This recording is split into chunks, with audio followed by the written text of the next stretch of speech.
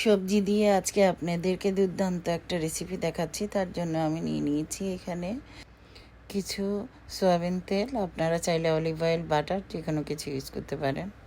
তো আমি তেলগুলিতে কিছু পনির কেটে ধুয়ে নিয়েছিলাম, সেই পনিরগুলো ভেজে নিচ্ছি। পনিরগুলি হালকা ভেজে নিলে ফ্লেভারটা খুব ভালো আসে সবজিতে এবং পনিরটা গলে না।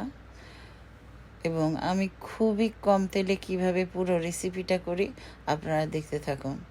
এই তেলেই আমি সম্পূর্ণ রান্নার শেষ করব। তো যাই হোক, আমি এখানে পনিরগুলি আস্তে আস্তে করে ভেজে নিচ্ছি।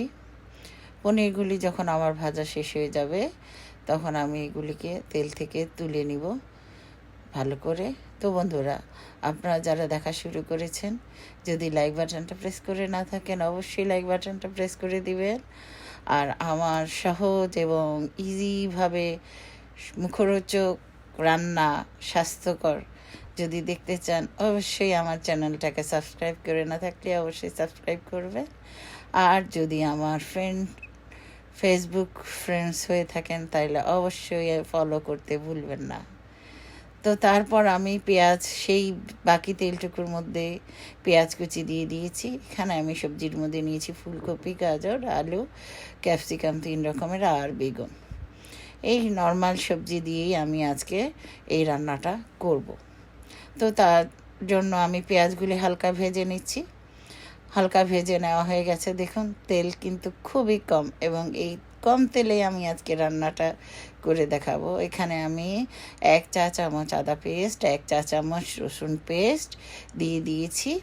এখন আমি এখানে স্বাদ মতো সব কিছু দিয়ে দিব।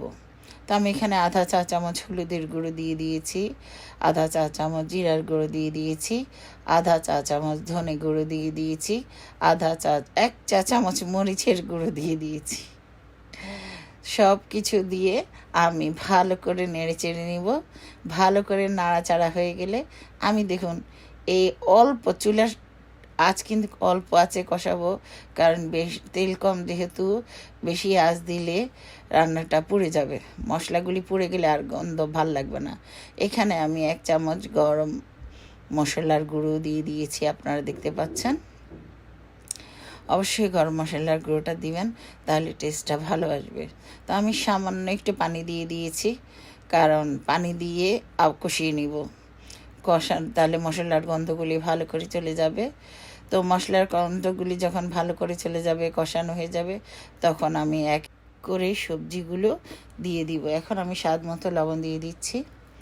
লবণটা আমি আগেই দিই, সবাই অনেক সময় পরে দেয়, কিন্তু আমার কেন জানি আগেই দিতে ইচ্ছে করে, আমি আগেই দিয়ে ফেলি। তো দেখুন আমার মশলা কষানো হয়ে গেছে। এরপরে আমি এখানে কিছু কাজু বাদাম বেটে রেখেছিলাম, এই কাজু বাদাম দিয়ে দিয়েছি প্রায় 1 টেবিল চামচের মতো। কাজু বাদামটা আমি দিয়েছি এই কারণে, কাজু বাদামটা একটা ক্রিমি একটা সুন্দর রিচ একটা ফ্লেভার আনে, তাই আমি কাজু বাদামটা দিয়েছি পেস্টটা।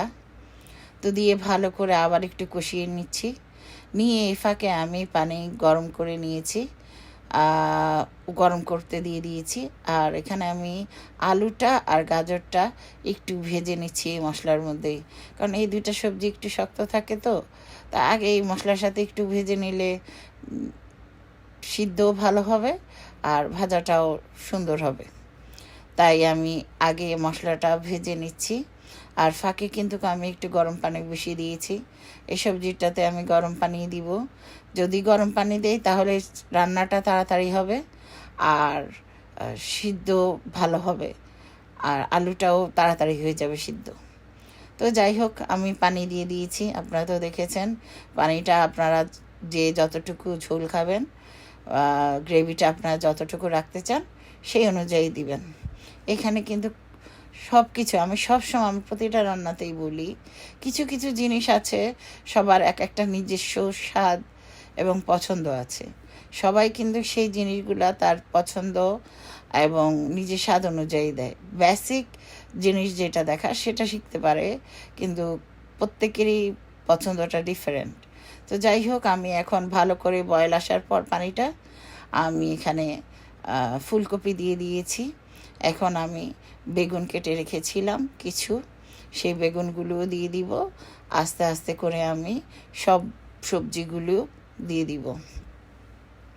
তো বন্ধুরা, আমার রান্নার যদি আপনাদের কাছে ভালো লেগে থাকে কোথাও কোনো একটি অংশ, অবশ্যই আমার চ্যানেলকে সাবস্ক্রাইব করতে কিন্তু ভুলবেন না এবং লাইক কমেন্টস করতেও ভুলবেন না।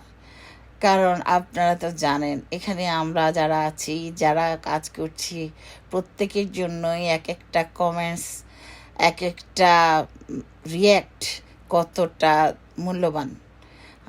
আর অবশ্যই আমরা যারা কষ্ট করছি, যারা এই প্রফেশনে কাজ করছি, সবাই জানি যে প্রতিটা ভিডিও করা কত কষ্ট, তার থেকেও বেশি কষ্ট এডিটিং এবং সাথে ভয়েস দেওয়া বা সব কিছু দেখানো।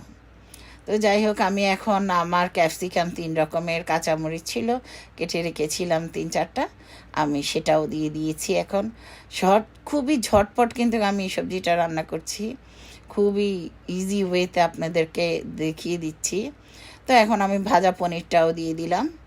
আমার রান্নার প্রায় কাছাকাছি হয়ে আসছে, শেষ। এখন আমি আরেকটু ভালো করে জাল দিয়ে নিব।